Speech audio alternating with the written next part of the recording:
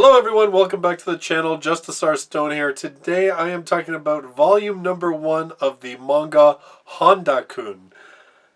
Now I just finished reading this one and I gotta tell you, it is funny. It is. So the basic setup is that Sei Honda is the son of a famous calligrapher.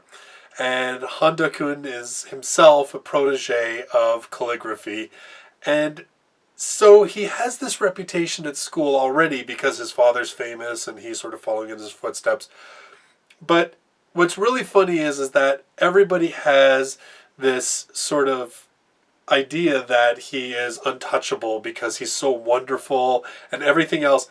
But he himself interprets this that everybody hates him because nobody will come up and talk to him. And the girls always turn away because they're all shy because he looks at them, but he thinks they're turning away because they're disgusted by him. And so this whole volume is these sort of little stories about individuals that Handa-kun comes into play with and how it becomes completely misinterpreted, how the person starts off thinking that Handa-kun's thinking one thing and Honda's completely the other side of things. Like, I can't explain it really well without spoiling at least some of it, and I don't want to spoil it because I had so much fun reading it, and I really didn't know what the book was about when I picked it up. I got to be honest, I picked it up because I got a deal. It was only like $2.99 if you bought the ebook copy, so I just picked it up because I was like, well, hey, why not? I want to check out a bunch of different types of manga.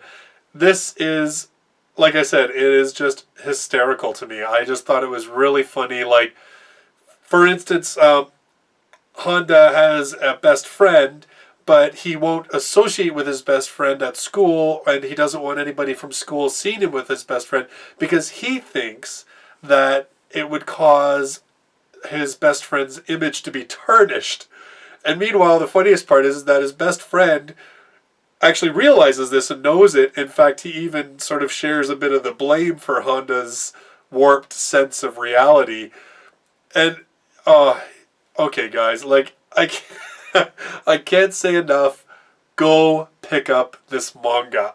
Like you can tell, I am still laughing. Like, I put it down, I hit record, and I am still laughing because I just thought it was so funny the way that these characters interact with him and how the two different points of view become so misconstrued and how characters who should hate him end up loving him and how he says things because he completely doesn't understand the situation, but yet everybody thinks that he's being cool and he's being mysterious, and really it's just that he's confused as hell. This is just a lot of fun. This is one of those light manga, like as far away from your violent or, that kind of stuff. This is just a real slice of life, school life with a bit of a twist where you have this character that is plagued by so much self-doubt and feelings of loneliness and everything else, and yet everybody else interprets it as being the height of coolness. So I don't really know what else to say. It is the art. Okay, well, I'll try to be a little bit more constructive. So the artwork on this one, it's serviceable.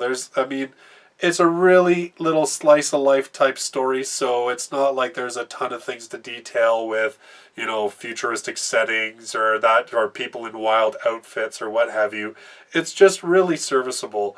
But it's the story, it's Honda's character, it's the characters around him, and just the mixed messages that come through that just work so well. And there isn't really an overlying plot to this one.